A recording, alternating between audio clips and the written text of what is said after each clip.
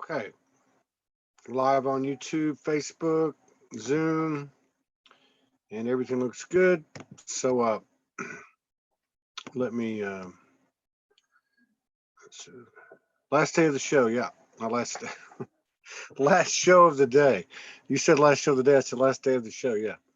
No, it's not the last day of the show. Not to my knowledge, unless something's happening I don't know about. So we got a really cool show today. I'm gonna read a little bit of a bio after we do the intro. This will allow people time to come in and give me a little bit of time to share. See you in about a minute and 19 seconds.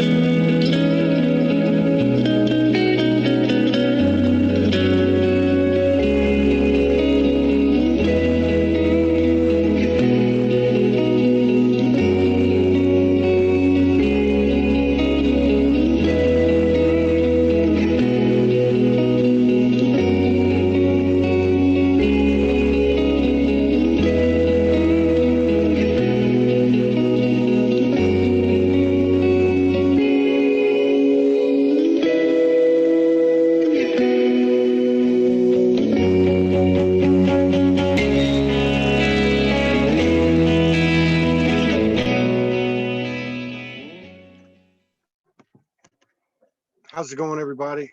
We've got a special show. It's the last show of the day, and I'm just trying to keep my arms wrapped around my presence. Yeah, a lot of stuff's going on. I'm getting bombarded by energy over here. I don't know how I'm making this happen right now, but showing up as a part of it. I'm excited about this show because I've been trying to get Eric to come on for quite some time. Let me read a little backdrop on him. On Facebook, he's under Eric Stephen Rankin. I believe he goes by Eric Rankin. Eric gets credited with discovering a significant and previously unknown connection between geometry and harmonics, where geometric forms provide the information needed to build numerically perfect major chords, the most melodic form of music by extrapolation. Eric's groundbreaking research offers a certain type of proof that our geometric universe is a symphonic system functioning in literal harmony with itself. What's more, Eric's findings take us back to a moment in time when an elegant base-60 math system, which we still use today to measure time and space, and the world's first written language were born. His lectures introduce us to a monumental moment in human history, one that, through its challenges, logic also happens to involve a helping nudge from extraterrestrial visitors. This is very cool. Hang on, let me find myself. You may not realize it, but if we are to believe any of what our first ancestors wrote as fact, we're currently living in a matrix put in motion over 6,000 years ago by technologically advanced race of sky people. Eric's research has been called the closest thing yet to a smoking gun proof that humanity has indeed been contacted by ETs in the past. Many researchers have touched on certain individual aspects of this, but so far no one has put more clues together to support this alien assistance theory. Eric's sonic geometry videos have been viewed millions of times and translated into numerous languages, while his research and findings have been featured on Gaia TV, History Channel's Ancient Aliens, as well as radio, television, podcasts, and interviews all over the world. Eric's a featured speaker at conventions such as Contact in the Desert, Portal to Ascension, Star Knowledge, and he is the only regularly featured lecturer at the world famous Integration in California's Mojave Desert. He currently sits on panels with some of today's most renowned researchers in the field of physics, mathematics, human origins, and ET contact. What people are saying. Quote, I learned more in Eric's 2-hour presentation than I have in the past 3 years of watching Ancient Aliens. Quote, Eric work provides a beautiful geometric model of the quantum universe. Quote, no one has put more pieces together of the extraterrestrial story. And then there's some links there and one other comment. Let me get Eric up here and let's pick his brain a little bit and see what's happening in his end of the universe.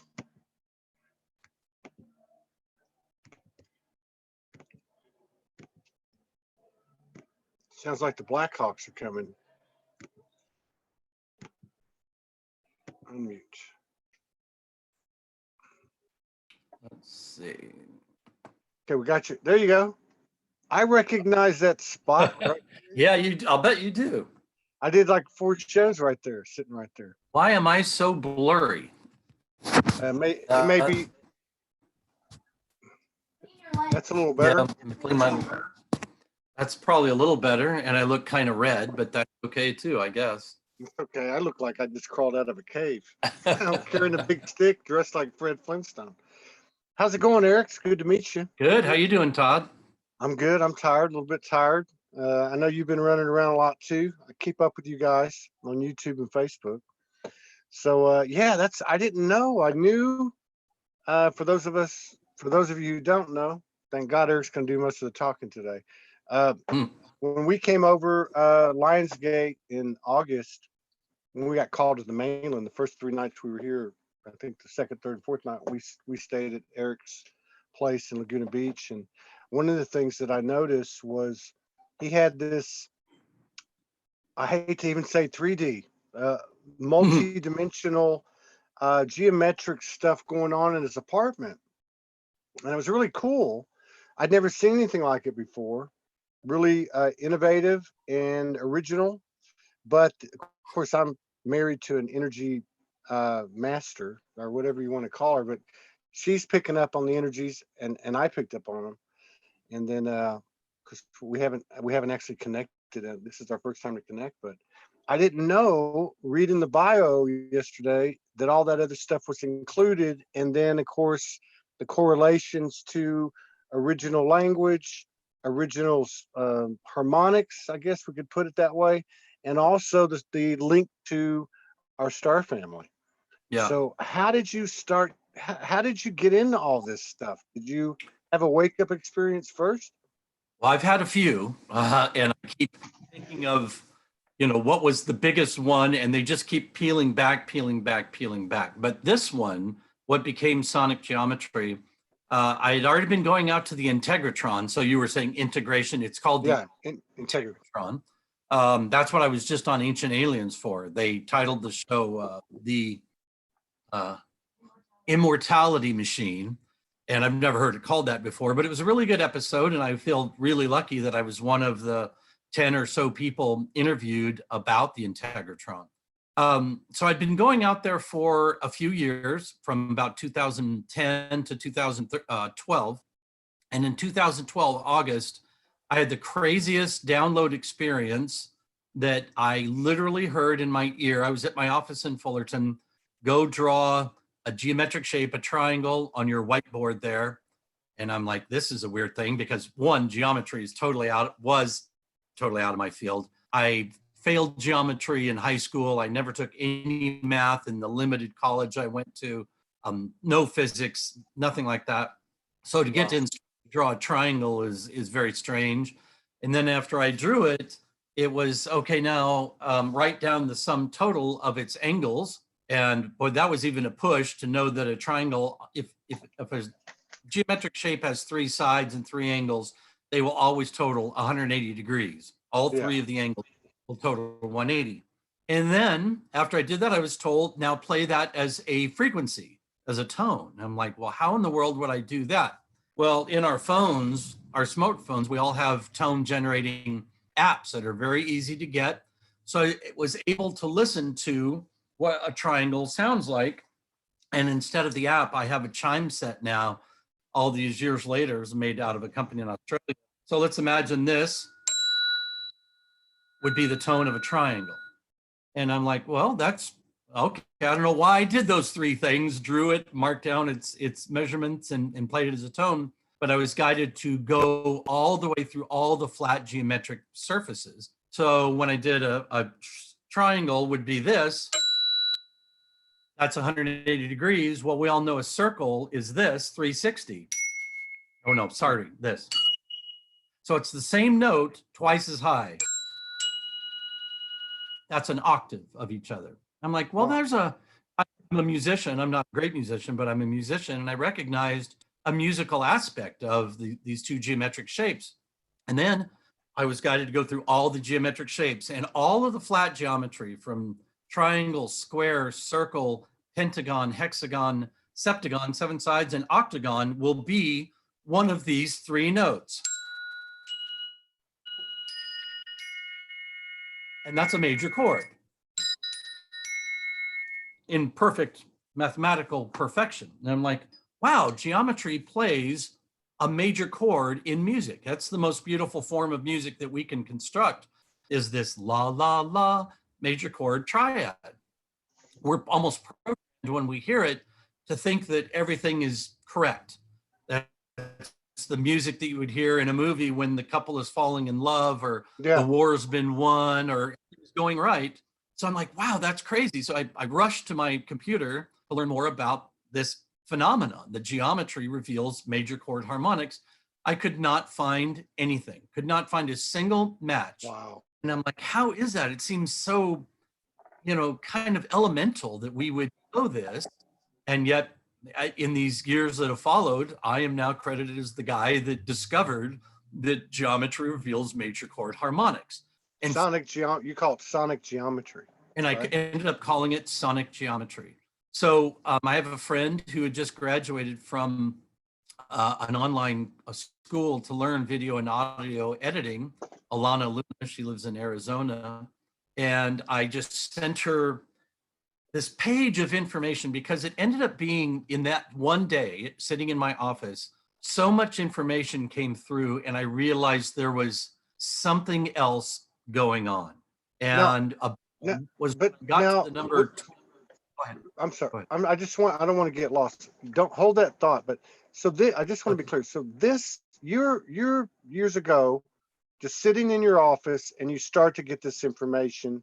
Yes. And you just are absolutely, I got to do this. Kind of like the guy in Close Encounters of the. Just like it. Yeah. Yeah. Okay. I'm sorry. Go ahead. So it was like that. And then I was guided to make a note of the sum total of all the platonic solids, the cube and the tetrahedron. And 4 of the 5 platonic solids played one of those same 3 notes. Wow. And I'm like, and then the number of a cube. So a cube is 6 squares put together. And a square is 360 degrees, 4 90-degree angles. The sum total of a cube is 2,160, exactly. And that number, I don't know why, I wrote a book called The Aquarians that had a little bit of astrology in it. I'm not super into astrology, but I did know that an astrological age is also 2,160 years long. Wow. And by chance, I knew that the moon's diameter in miles is 2,160 miles. So I'm like, how is this number, the sum total of a cube, that's one discipline, math and geometry. We've got astronomy, and astronomical age is the exact same number, 2160. And then we have the moon's diameter in 2160. And I'm like, how is that? So there's a quote by Einstein says, follow coincidences because coincidence is God's way of remaining anonymous. And I'm like, I got to go down this rabbit hole, and I am still in it 9 years later. I am here now than I've ever been. And that I would be on Ancient Aliens, one of my favorite shows ever, is surreal to me. That I would be lecturing at Contact in the Desert, all of this stuff is absolutely so far off my radar. I was a yacht broker most of my life, driving a Corvette and, just living that life with a mortgage and the white picket fence house. And now I'm talking about extraterrestrials. And let me tell you that connection, because while I've been interested in the ancient alien theory, I went into the movie theater when Chariots of the Gods first came out in like 1975. I remember that. I remember that book. I read that book. Yeah, that's Eric von Daniken. And so I was always fascinated by this ancient alien idea, but I was not looking for it to be in part of this research that I was now on, the geometry, the scaling, all of that stuff. But when you get down to it, so I lecture at the Integratron. I give a lot of in-depth talks, and a lot of physicists and mathematicians are interested in my work. So we made this video with Alana Luna. I'll tell that part of the story, thinking we might get 1,000 views for some, tech people or nerds that are into numbers and sequences and sound. We had something like 100,000 views in the first week, and we knew wow. Something going on. And since then, we've done 2 of these videos, and they've been seen millions of times each. So it tells me this information is resonating with a lot of people. And I wasn't getting a lot of trolls and people saying this is ridiculous and stupid. I was hearing from professors and physicists. Wow. Physicists have been in my apartment looking at these models that I'll show you a few of and say, this is really significant research you're doing, which is mind-blowing to me. I've had Michael Tellinger in this apartment. He quotes my lectures. It's been a surreal thing. But one thing that I do, and my lectures always have this, tell me how many degrees are in a circle, right? 360. 360. So I'll ask a group of 40 to 50 people, how many people know that a circle is 360 degrees? Every single person raises their hand. Then I'll say, why is a circle 360 degrees?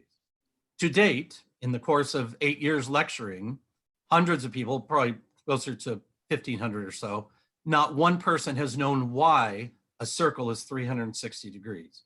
And that's what put me on a search of, it brought in the 2160. Why do we measure the moon by this? Why do we measure a circle by 360? Why do we measure astrological ages in a certain way? And all of the quest brought me to one place in one time in Earth history. And that was Sumeria. That was 6,000 years ago, ballpark, Sumeria. So Sumeria, okay.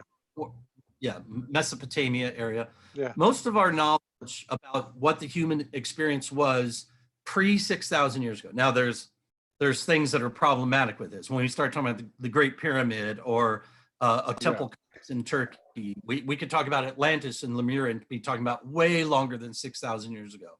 But for our modern experience, we can say most of humanity before 6,000 years ago was living what we call a hunter-gatherer existence. We were not growing things on purpose. We were just following food source that we could eat. We were following clean water. We were wearing skins of animals. We had very simple tools. We had very simple and portable housing. We were nomads. But in one place on the planet at one time is the world's first modern city and the world's first use of technologies, not the tweaking of already existing technologies, but the first use of technologies that we still use today. So one of them is this unique counting system, based on 12s and 60s instead of 10s. And that's what gives us 60 degrees to a circle, or 360 to a circle. It's what gives us inches and miles, 12 inches and miles. It's what gives us a count of 12 hours in a day, 24 hours, divided by 2, 12 hours of day, 12 hours of night, then times 60 seconds and 60 minutes.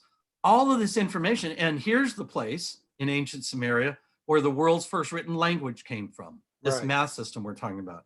World's first pyramid, the world's first wheeled and axled vehicle, the world's first pottery wheel, arch, loom, plow. I mean, these are technologies that we're using today, sailboat, brew to manufacture beer.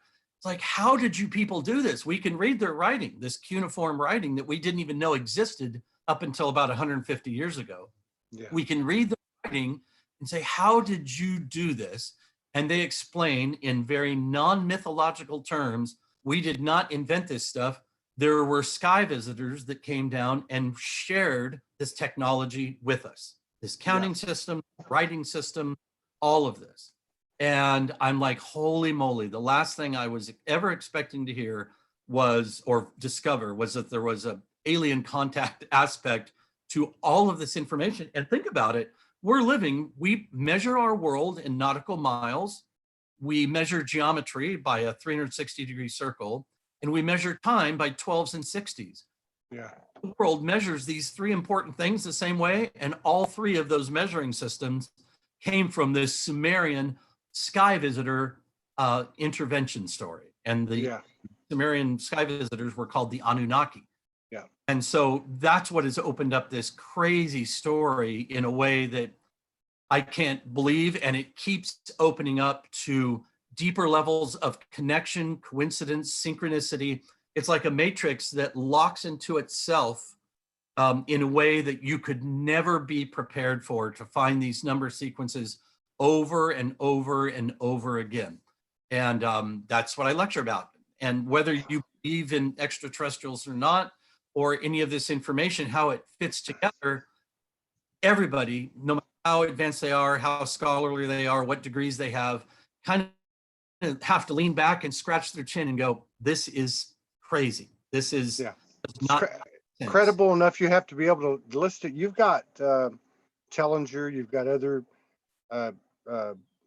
professionals, PhDs come into your lecture. Oh yeah, lots. I mean, what's their reaction when you tell them this story? Like, this is how it started. I mean, obviously you've done research, but I mean, you pull this in from the ethers. It kind of came from the ethers, for sure. It did. And I don't know if you want to call that a download or a visitation. I didn't see any extraterrestrial visitor. I didn't see a form. I didn't see a craft. Yeah. But I heard very clearly a voice. Since then, I've heard this collection, like some people like Bashar would call it a collection, a collective. And I've definitely heard from a collective in the years following this, and the information keeps expanding. And now my research is kind of guided two ways, from sound and geometric structure of what our universe might sound like and what it might look like energetically as a grid matrix. So you're pursuing, like, it's kind of like gone like that. You're pursuing the sound and the geometry, and this is like I get a lot of sound. Mm-hmm. And I have, I guess, since I kind of same time, 2011. But the geometry, a lot of people talk about it. I never saw a lot of it, but as time has gone on, more and more I'm seeing it. Like even in the last month, like I'll see these bands of geometry, the bands of the platonic solids, specific symbols that are coming in the form of these multi-dimensional geometries. Like I would even say off-planet geometries. Yeah. And I don't get them, but I know they carry information. Is that how you would define, like when you talk about the first language, or however you refer to that? Are they separate languages? Are they married together, the sound and the geometry? No, I would definitely say they're married together. Well, how they're married together is frequency. Everything. People are starting to hear and get familiar with this concept that frequency is at the root of everything. So frequency, when you talk about frequency, you're talking about wave form. You're talking about ups and downs. Yeah. You have a mechanical vibration movement, sound, mechanical movement. Something has to vibrate and push those vibrations through. So the medium could be less dense, like air. Sound travels well through air, or it could be more dense like water. Sound travels even better through water because it's carrying those pulse waves. Then we have frequencies, electromagnetic frequencies like light and magnetism, but those are still wave patterns that you can measure. So everything is wave pattern. And if we're talking about geometry, sound, light, electromagnetism, in some way they're all related, because the father form, or the mother form, actually I would call it, is Me too. waveform.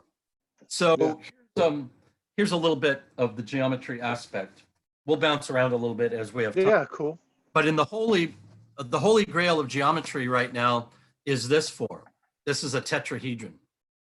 And why it's called the holy grail is a geometric solid does not get any smaller than this. So if you're talking about the smallest containment vessel in geometry, this is it. But everybody from Alan Watts, if you know who he was from the Yes. 60s, 70s, he talked about the world being wiggly, that everything in our existence is wiggly, but including us, trees, water, the movement of air, mountains, everything around us is wiggly. Why are we obsessed with straight lines? What is this where we say, let's get this square between us, or let's straighten this out, or, it's because it's easier for our minds to wrap around when geometry looks like this. But after my first sonic geometry video came out, I was introduced to the work of a man named Michael Evans. He's an artist that lives in Southern California. And he had this idea. There is a smaller geometric form, and it looks like this. So that looks like the flower petal of the flower of life, but it's actually dimensional. It's three-sided. And to be solid, you have to have some elements. You have to have points, you have to have surface, and you have to have edges, which a tetrahedron and all geometric solids have. But this one also has this. It has points, it has 2 instead of 4. It has surfaces, 3 instead of 4, and it has edges, 3 instead of 4.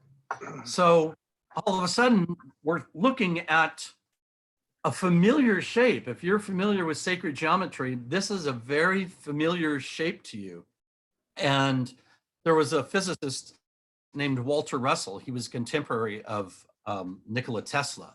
And he said, all direction is curved and all motion is spiral. Getting back to this idea, like Alan Watts, that everything is wiggly. Well, if that's true, our universe is not made up of a geometry that looks like this. It's much more likely that it's made of a geometry that looks like this.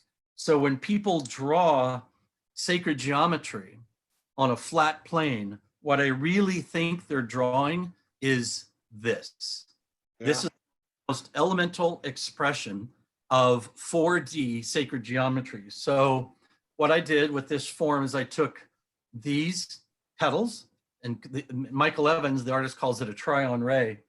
And I used it, and I more or less call it a pulse pack. It's like a pulse expressed in its simplest geometry. And then I'll show you the form. This is a form that Buckminster Fuller created called the vector equilibrium. And he called it the geometry of creation, the way it's stacked with each other. He discovered it by placing balls, 12 balls around one, and he realized they all touched each other and all touched the center. And when he made this shape and made all the balls touch together and then skinned it, it looked like this. And he called it the vector equilibrium. Well, this is that same shape. This makes the same 8 triangles and 6 squares.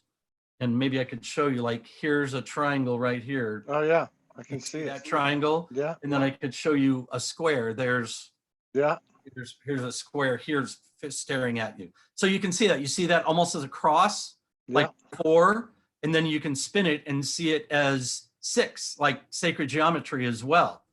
And then when you build on this, it builds this absolutely stunning matrix out of sacred geometry in 4 planes. It's not 3 planes, it's actually 4 planes of existence.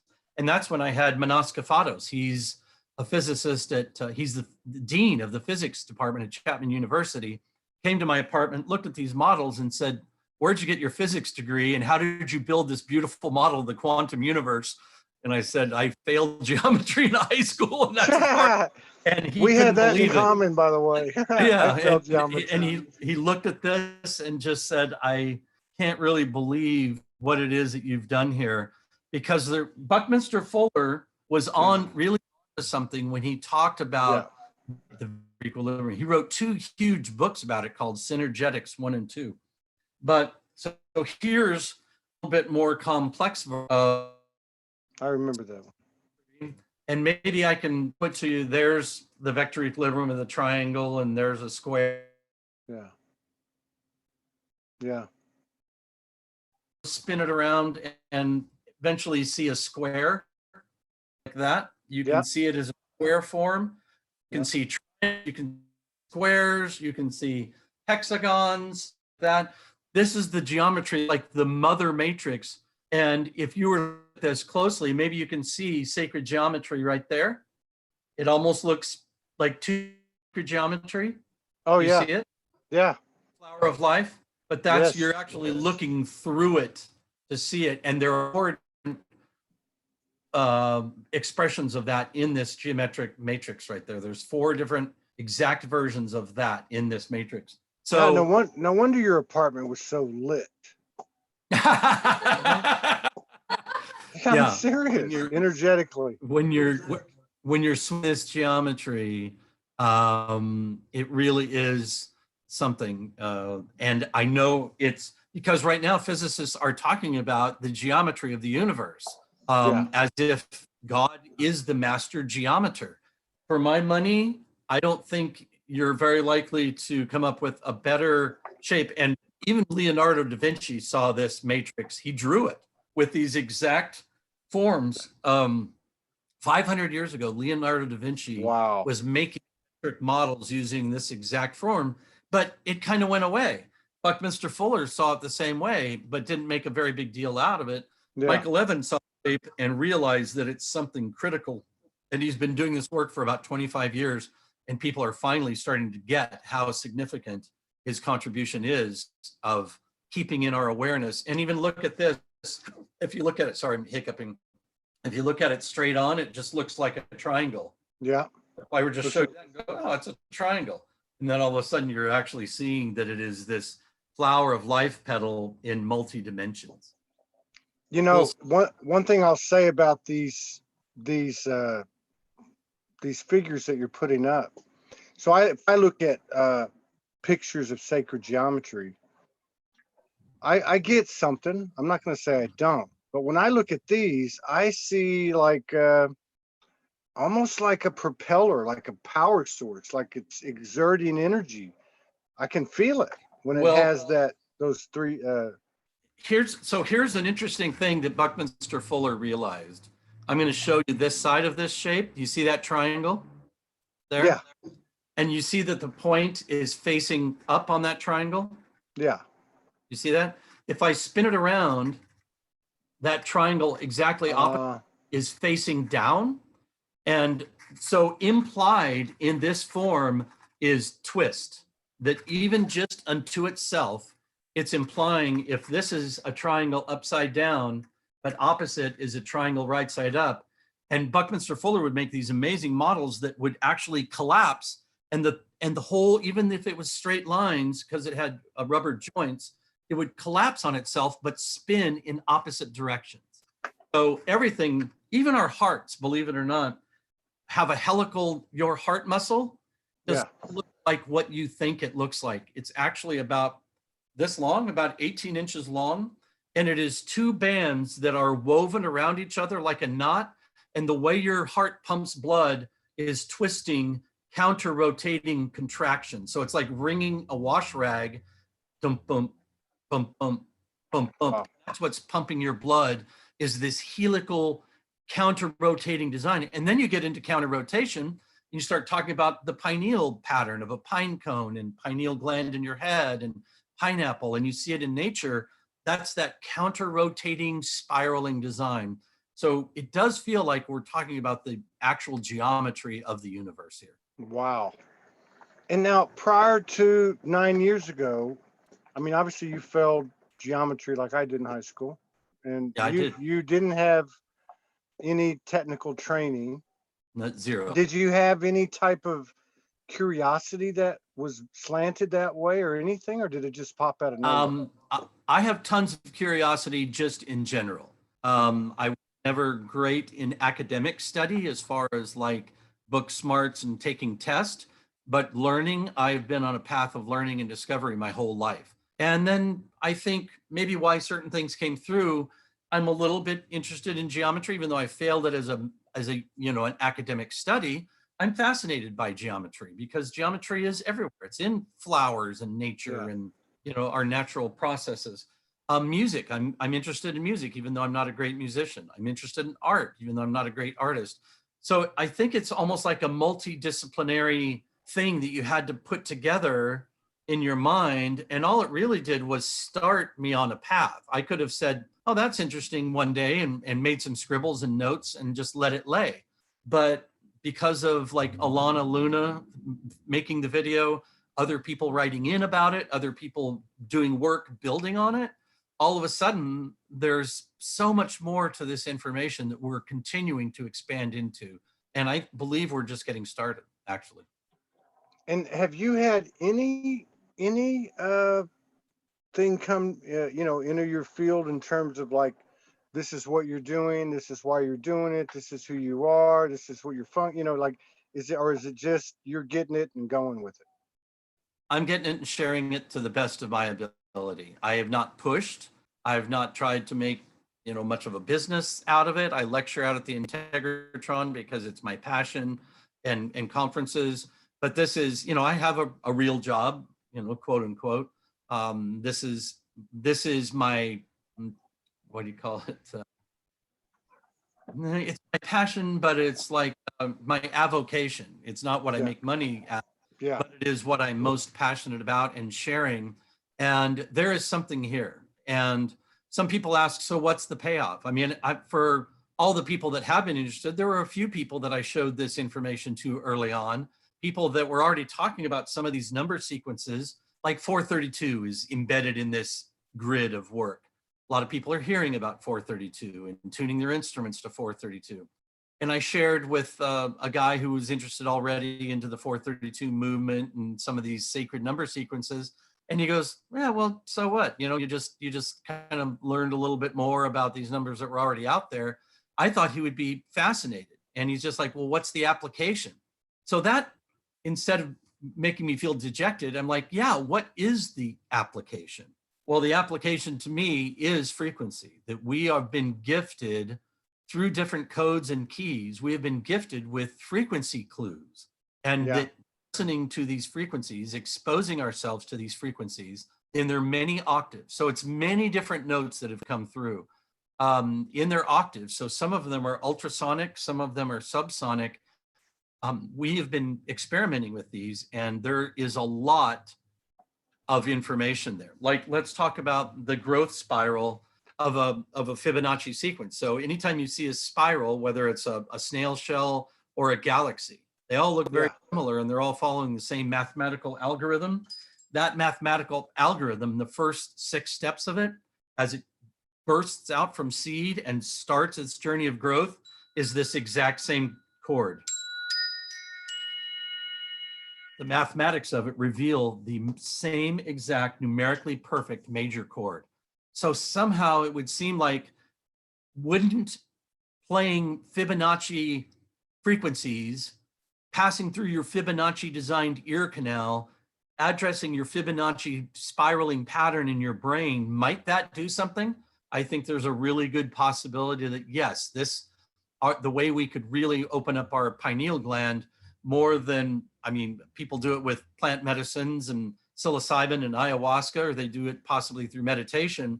But what if frequency could just do that to a whole group, everybody hearing the group session at the same time, and more or less got the same musical sonic medicine and all saw or received the same information they were supposed to get? I think that's a possibility. I think that's wow. It makes me wonder, like over the last 5 years, I hear tones. Like some people clear this, clear that. I mostly hear tones, and it makes you wonder: is that? Well, I know it's information. I always know it's information. I don't even always know what it is. Most of the time, I don't know what it is. A lot of time, it's confirmation, but it's definitely communication. It's definitely something speaking, whether it's my higher self or non-physical family. I don't know. But well, hold on, Jen. Could you bring me my phone? Yeah. I don't know. Could you find it? I'm gonna tell you about the kind of the newest level of discovery that came through to me. So this is, you remember I said there's 4 of the 5 platonic solids that play. Yeah. Here's my system. Hey, Jen. So 4 of the 5 platonic solids would play one of those 3 tones. Okay. But there is a platonic solid, the dodecahedron. And a dodecahedron is 12 pentagons. That's what makes it. And it makes a sum total. So if we measure all the angles times 12, we get 6,480. Well, 6,480 is a very shrill, high frequency. It's not pleasant to listen to, and it doesn't fit in my 3 tones of geometry. So I kind of left it out of my videos. But there was a fellow researcher, David Hopkins, he lives in Ohio or someplace, and he goes, I've been playing the 6480 of a dodecahedron. And he goes, as soon as I did, I recognized the tone as it is the tone that constantly is ringing in my ears. And I'm like, well, that's quite something. I'm going to play it. I don't know if you'll hear it. I can hear it. Back it up a little bit. I don't know if you'll hear that. I hear it now. Hang on.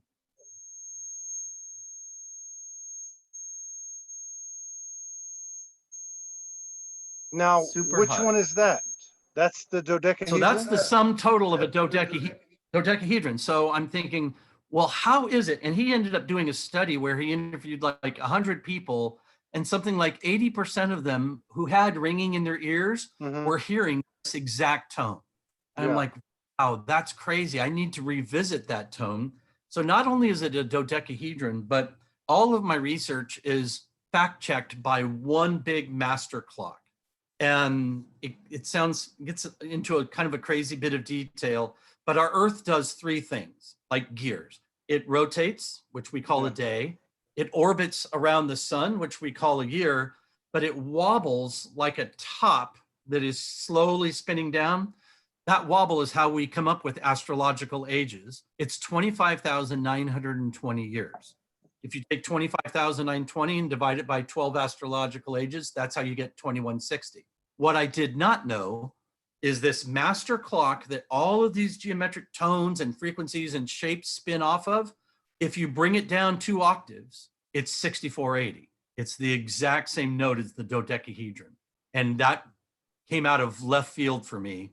And I'm like, there is something, and the dodecahedron in mystical, like mystery schools that like Plato and the other guy, the other mathematician, and I can't think of right now. Pythagorean? Pythagoras. Yeah, Pythagoras. I talk about him all the time. Pythagoras and Plato were talking about the 6480, the dodecahedron sum total, as the spirit essence. So we have 4 geometric solids. The cube is like air, and the octahedron is water, and then we have fire and earth. And then the dodecahedron was like spirit, ether. It was like the 5th element. Literally, why we call it the 5th element is it's the dodecahedron. How crazy is the 5th element, the spirit element, is this tone that's been ringing in our ear for most people. There is some cosmic clue of why we would be hearing this tone in advance of knowing that it is the sum total of the dodecahedron, the spirit molecule, or that it's clocked off. It's the same as all of the zodiac ages combined 2 octaves down. There's too much coincidence there for it to be random, and that's what we're talking about. When you played that tone, it wasn't totally clear all the time, but I could hear it. And one thing I've never really heard a tone that's like been presented to me, and I've heard plenty, because I like music too, in just different ways, that's ever come close. But that was the closest. And the way I would describe that tone, the predominant tone that I hear, I've always said it's like a bunch of tones in one, making one distinct note. It's kind of shrill. That was very close to it. I couldn't hear it perfectly, but what do you think that was why do you probably think I'm just curious, why do you think, and just opinion, but why do you think people are hearing that tone? I have no idea, but if we're talking about bizarre mass awakenings, Yeah, and there are plenty of people that have already equated ringing in your ears to like actually having a channel opened up into Yeah. your mental processing unit, who am I to say that that's impossible? It's pretty crazy that it happens to dovetail into this research that already has geometry, frequency, mythology, Yeah. religion, spirit. It's already built into it, even though we're just kind of backdooring our discovery of it. And I just think that we're going to learn something in the next 5 to 10 years critical about what is really going on with all this information. Where does I'm curious, where does vibration come in? Well, vibration is, is the mother of frequency. There's Okay. vibration. So when you have physical vibration, that's sound. So that's pretty much, you have to limit physical vibration as sound. The other things don't require physical, like light doesn't require a physical vibration. As you have a physical vibration, that's like a tuning fork, or something's a metal bell struck or something. It is sending shock waves through a medium. So vibration is the mother of sound frequency anyway. I think it's better to think in terms of broad. So broad would be, rather than just vibration and sound, it would be frequency. It'd be wave form. Yeah. That's what I think we're really talking about, is vibration, one version of waveform. Well, one of the reasons I asked that is because what's happened to me recently, and I don't know exactly how long this goes back, but not very long. Like I would say probably this year, that at times, specifically lately, it's coming in and there seems to be, like what you just motioned, there seems to be like a bounce to it. It's still a tone, but it's kind of going like that. Warbling a little bit. Yeah, and I don't, and I'm wondering, like it's, I don't know, it feels like the same tone, but it's just got this vibrational thing to it. More dimension to it, almost, to it, maybe. Yeah. Yeah. I mean, I think we're moving collectively together into a new space to be able to understand this information, open ourselves up to it. So let's just look at a crazy factoid. So then I mentioned the number 432.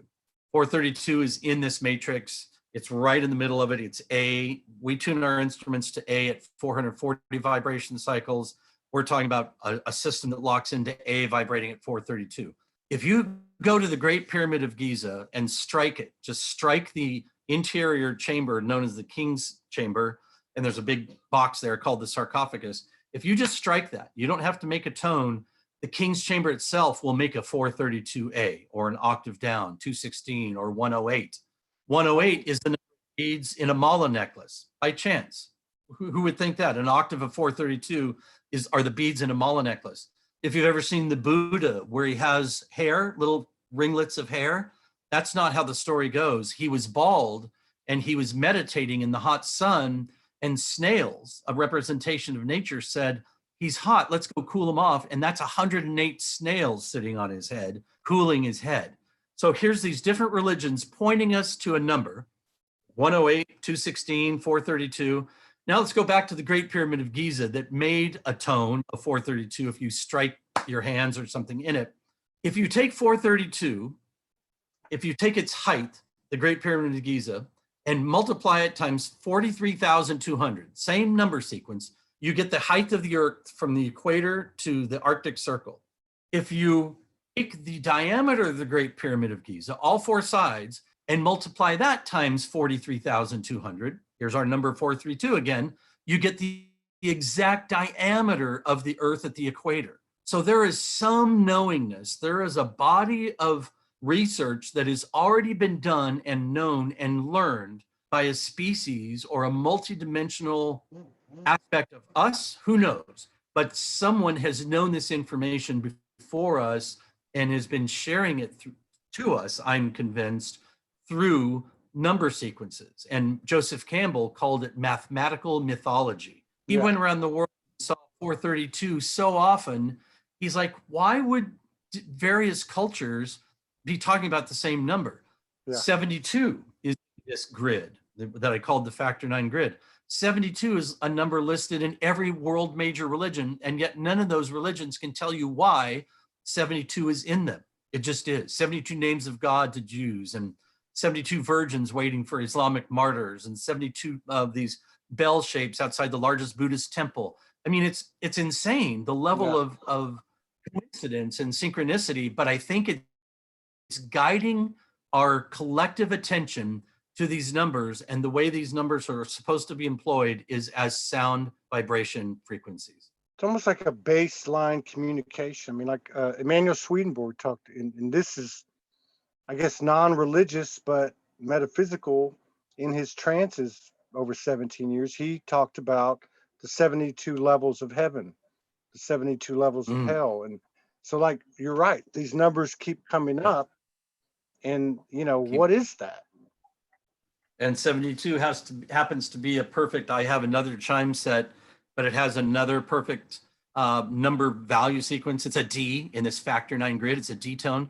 And where 432 becomes the perfect fifth of it, a circle becomes the perfect third at 360. I mean, it's insane. And then there's these eight texts, same 6,000 years ago, that list these chords in order. Like they list a 72, 90 and 108 chord in order. I mean, like, supposed to be hearing these frequencies, these exact ones. And then if a scientist argues and says, well, you're arguing about arbitrary measuring systems of day. You're saying you're measuring sound frequency by a second. That's an arbitrary measurement system. Well, it is unless it isn't. The Sumerians came up with that measuring system. There's 86,400 seconds in a day. What's 86,400 divided by 2? 43,200. The same number we divide the pyramid 432 in sections. It's absolutely mind-blowing. And it's mind-blowing. And we're not talking about, I mean, if anyone that's researched even a little bit of the Sumerian contribution, their language wasn't just 26 letters either. No, I mean, 54. we were talking about a very sophisticated level of intelligence being expressed. Yeah. So you're one of the people that knows that the cuneiform alphabet was not 26 letters, it was 54. Yeah. 54 times 2, 108, times 2, 216, times 2, 432. The number of characters in that ancient alphabet happens to be an octave of 432 itself. So there is something totally unrandom going on here, trying to get the collective attention of our species. And I think where our attention is being driven to is frequency and the power of what frequency will be able to do. And I think it's taking our first baby step into that realm. I wonder, you know, if I look at some people that have come on the show and some friends of mine, some of this, what I would call, I mean, there's light language, and then there's what, like Shekinah Rose calls hers, harmonic light language. And when you hear these harmonics, you can feel and even like almost even see color. I mean, I've been with her before doing a local show a couple of years ago, and I remember very distinctly these colors coming through, and certainly like messages in the terms of feelings, you know. I mean, I don't know. It's just almost like the individual's tapping in to some of its multidimensional self and pulling that down. I think that's what's happening. Did you see the movie Lucy with Yes. Scarlett? Yeah. So Morgan Freeman is giving a lecture, and she's intrigued by what he has learned on his own. She's getting smart through this ingestion of this, you know, chemical compound. Yeah. And when she shows up at his doorstep, he's like, what can you do with this knowledge? He goes, can you control your metabolism? She goes, yes. I mean, if you're talking about accessing the geometry, the matrix of our creation, not some fake matrix of keeping us enslaved by a monetary system, but if you're talking about the geometric vibrational matrix of creation and understanding how it works, well, why couldn't you control your own metabolism? You are in the realm. Why couldn't you connect your thoughts, what we would call ESP, or move things telekinetically? We're opening, that's the quantum realm. That's what we're talking about. You would just be you a golden ticket. Yeah, you would just be programming, basically. Yes, you're aware of the quantum field. Yes. Yeah. Fascinating. I'm talking to you now. I can't believe you're not on Ancient Aliens every single night. I mean, this is, but like, this is spirit. Well, I will be on one more I 10th. will be on one more about the number 12. You could look that up. Yeah. It still hasn't aired yet, but it's all about the number 12. 12 has been huge, and a lot of people I've told you it was been huge with me since I woke up 9 years ago. It was always coming out.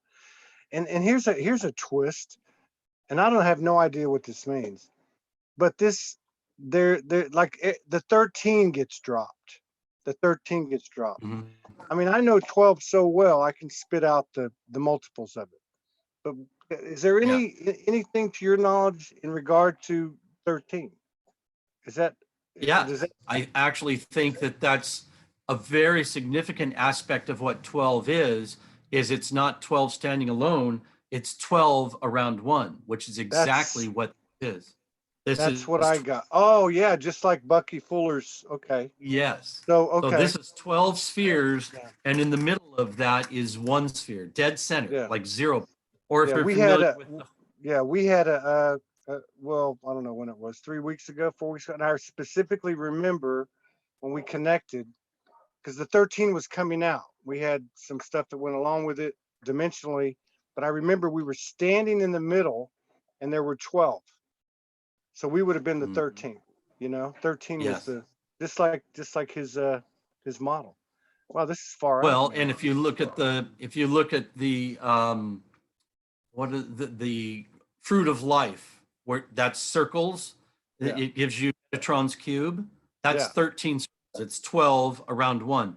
You Okay. have to have if we're going to be talking about what nature does, it kind of creates this toroidal field. So it doesn't matter if it's an aura or a magnetosphere, design of a cut orange in half, it has this pattern. Yeah. If you have that pattern, it's so significant that you have to have a center to it. If you just have 12, you have no center. As soon Yeah. as you have one, then the 12s or the even numbers emanate out from it. So where are you at now with your evocation? Where are you at now with it? I mean, what Well, are you one thing working that on? Yeah, go ahead. Go ahead. one thing that came through related to this COVID-19 coronavirus thing is I was just out at the Integratron. I was curious about playing the high shrill note, the 6480 of the dodecahedron, which I've never played out there before. And I decided to combine it, since 6480 is called the geometry of creation. I would combine it with mythological geometry, or the number of creation, 72. So I had two big speakers, one of them playing 72, one of them playing 6480 at the same time. Yeah. I had 3 hours by myself. Actually, Jen was in there with me at the Integratron, which is something nobody gets to do, is spend this much time by yourself in there playing these frequencies. And so much happened. So much visual information came through, some mathematical formulas came through, some physics properties came through. So I started wondering, could this be a helpful thing regarding our design?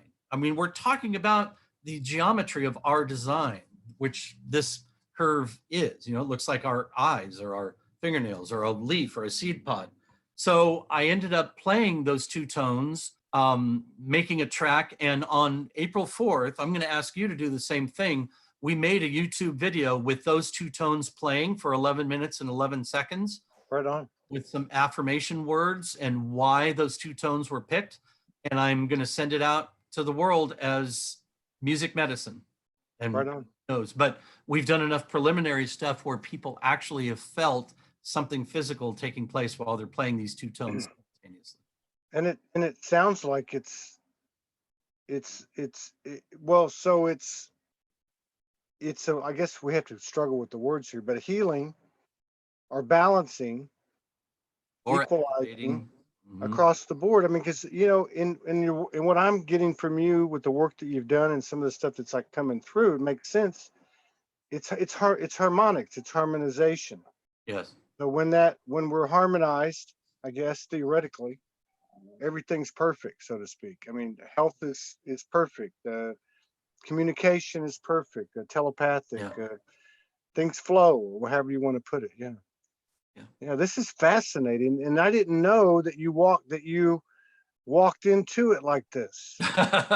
I definitely walked. I was the least likely person to walk into this information. And so when I sit on think tank groups with well-known physicists that have written New York Times bestsellers, and I'm sitting there thinking, what in the world do I have to contribute? But they know work. I mean, they have watched the videos. The guy that organizes these think tanks, we call him Mr. X because he is just an incredibly smart, bright guy. And he has built a lot of his research around what I ended up calling sonic geometry. So there is something valuable there to keep studying and looking into and moving forward with, I think. I think truly we're just getting started with this. Right on. So if I wanted to go listen to the last best thing you've put out on YouTube. Well, we have both of our sonic geometry videos on sonicgeometry.com. Oh, you have okay, you have your own website. Yeah. Sonic. Do I have to, okay, let's see. Just Sonic Geometry. Or you can Google it. Yeah, you can Google it. I mean, each video is like 20 something minutes long. Well, maybe we can just get a piece of it. If let me just pull it up real quick. Okay. Just to give people an idea. Sure. So, let me pull it up on the screen. Hang on. Okay. If you're okay with it, you good with Yeah, that? absolutely. Okay. How long do we have? I mean, we got a few minutes. You had more you wanted to talk about? I mean, no, I was just going to show you. I was going to have Jen bring over a geometric form just so you could see it. Yeah. Bring it over and then we'll jump on here and look at some of this. The one on the left, that one. Yeah. Mm-hmm.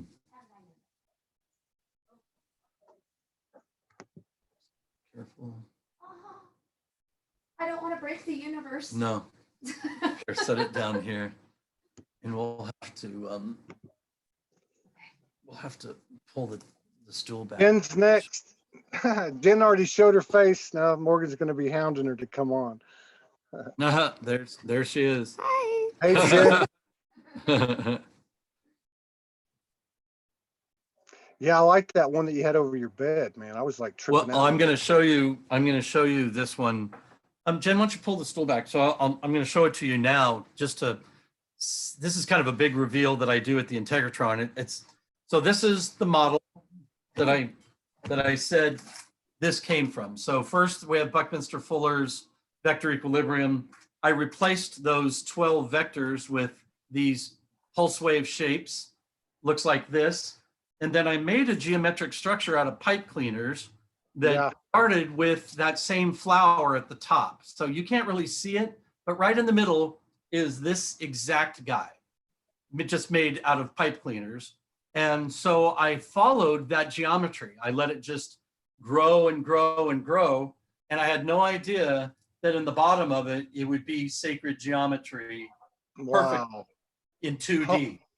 Holy shift. Yeah. So that's mind blowing. There's flat. There you can see it flat right there.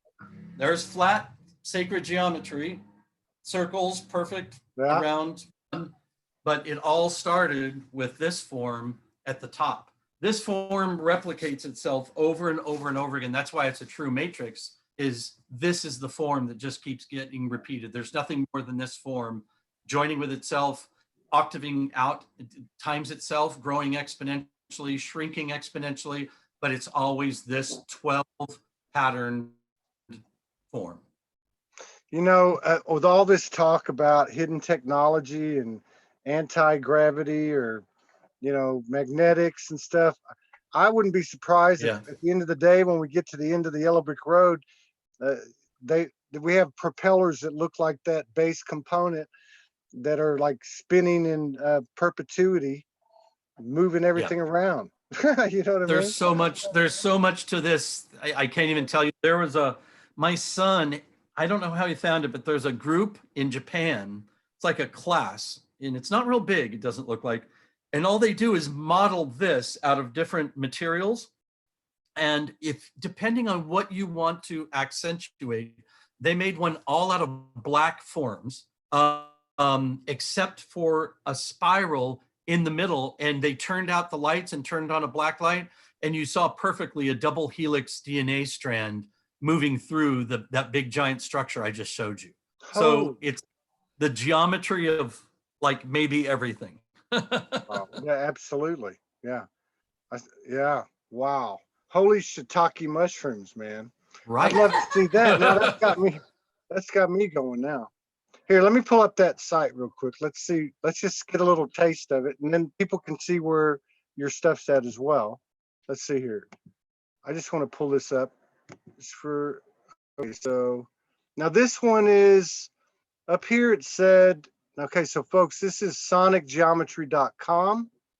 Watch Sonic Geometry 1, 2, and 3 below for free. Okay, so here's, I guess this is 1. That's Is this one. one The okay to language play? of sure. I mean, if you wanna Okay, play a so little. let's try this. Let's start with this one. I'm going to move it up a little bit just to kind of. For instance, he noticed that when a tauten string was plucked, it would create a tone. And when that string was divided in half, it would make the same tone, only twice as high in pitch. Pythagoras then came up with numerical ratios based on harmonic fifths, and this led to the creation of the musical scale found at the root of most modern music.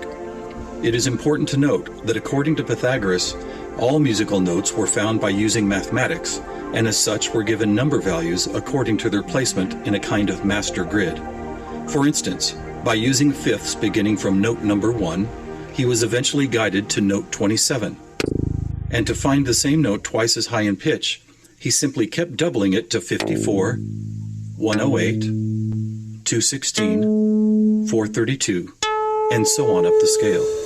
If you've ever heard of Pythagorean tuning, you know that the number 432 is quite important. To Pythagoras himself, it probably wouldn't have stood out more than any other in his numerical grid. But in our quest to find a universal language based on mathematics and frequency, this particular note represents a significant piece of coincidental evidence. You see, many ancient musical instruments, from Tibetan bowls to Native American flutes, happen to produce the same tone, a tone that vibrates at 432 cycles per second. That's compelling, but even more intriguing is the fact that Pythagoras was not calculating vibration cycles to find tone 432. It just happens to be the same number. What's more, for decades, most modern musical instruments were also tuned to this same fourth octave A, with a value of 432 cycles. How could this be? Who chose this particular note as the keystone for instrument tuning? And more importantly, why? Here is where a deeper mystery begins to emerge, and to explore it, we will need to go back to Pythagoras' other passion, geometry. It is not an exaggeration to say that to Pythagoras and his disciples, geometry and math held a key to the nature of all life everywhere, and maybe it does. I don't even. Yeah. Well, there you go. I don't normally get, stuff like that doesn't normally catch my eye. I don't know. I spend enough time doing whatever I do, but that's 33 minutes and 33 seconds. And if it's like that, now that's you narrating too, right? It is. It's the actual information bed on both 1 and 2 are about 22 minutes, followed by some frequencies and geometry patterns. Oh, wow. Yeah. And so, so even to put these things together, because that's what I thought they were. So that's even better to have the explanation and then actually go through the experience. But I love what you say too, because a lot of what we hear, and I'm not throwing rocks at anybody, but it's like, hey, I've had people tell me, hey, I got this particular transmission. All you need to do is repeat these numbers or these words, and you're going to be healed forever and walk on water like Jesus, Mhm. But you're saying, hey, I don't know exactly what it is, but it's got to be good because it runs all through our experience. It's everywhere. It's Yeah. everywhere. So if you sit in front of it, you got, I just do it. Like you did it, what you were just talking about when you sat with the 2 speakers for Yeah. 3 hours.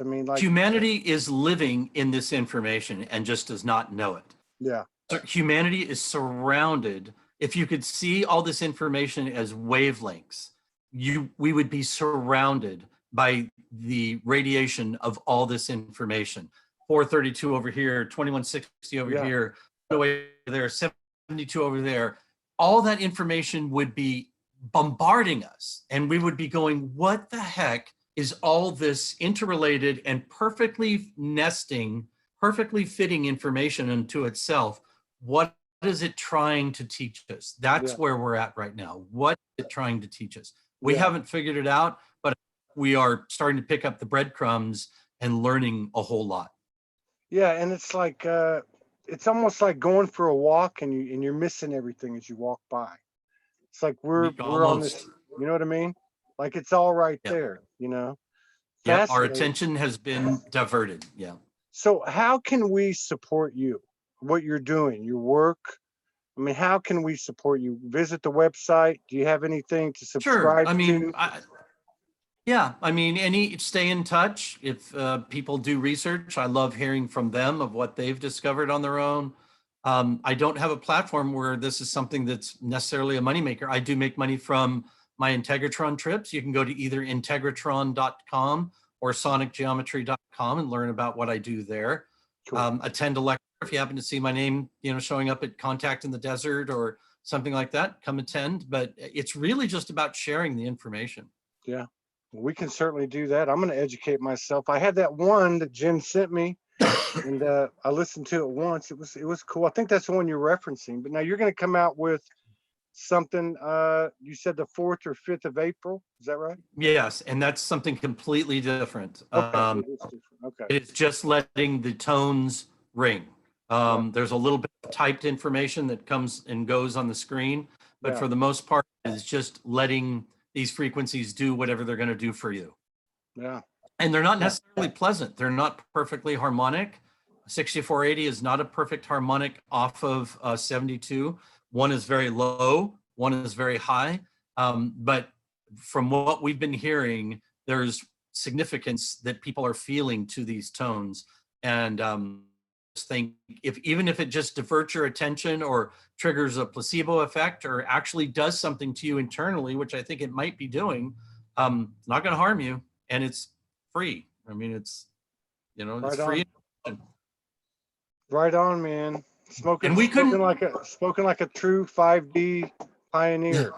Well, here's the thing too, and we couldn't have even shared this information up until we had the technology. So imagine this: 6,000 years ago, where most of humanity is living a completely different existence than we are, but they're gifted some numerical information. We happen to still be using that numerical information today, but it's only within the last 100, 150 years that we could apply, that we could say measure a second. We did not have machinery to measure a second until 150 years ago.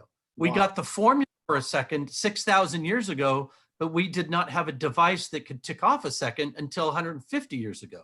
So we really we're the generation alive that can use our technology, use our brains, map this out in a geometric way and see that something is trying to push its way into our collective consciousness right here, right now. Absolutely. 100%. It would not be happening. We would not see these. I never have to go, isn't it interesting that it's kind of similar or sort of looks the same or is in the neighborhood of?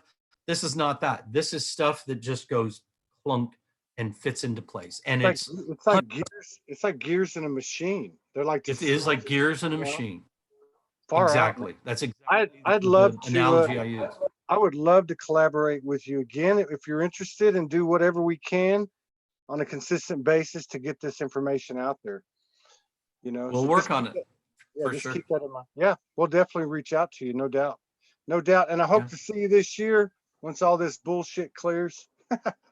Yeah, the Contact in the Desert, speaking of, that's the biggest UFO conference on the planet, and it was just canceled today. It was going to be first week of June, and they decided to cancel it. So yeah, I think things are anything before September is probably going to be canned, I would think. Yeah. But we'll see how it, man, fascinating. Absolutely fascinating. You stoked my curiosity. I was wondering, I was like burned out when I started this show, and now I'm all fired up. I'm still going to go lay down. Now I know what I'm going to go listen to, though. I'm going to go check this out. You do a lot of work. Thank you for all the work you do, the people that you interview, the information you share. I mean, this is what's supposed to be happening right now, is that we are sharing information, letting people process it in their own way, in their own time frame. That's an open source free energy universe. Why should it be any different here? Right. Exactly right. All right, brother. Thank you so much. Thanks, Todd. I appreciate it very much. I'll take live care. long and live long and prosper, Love everybody. you guys. You got it. Until the next time.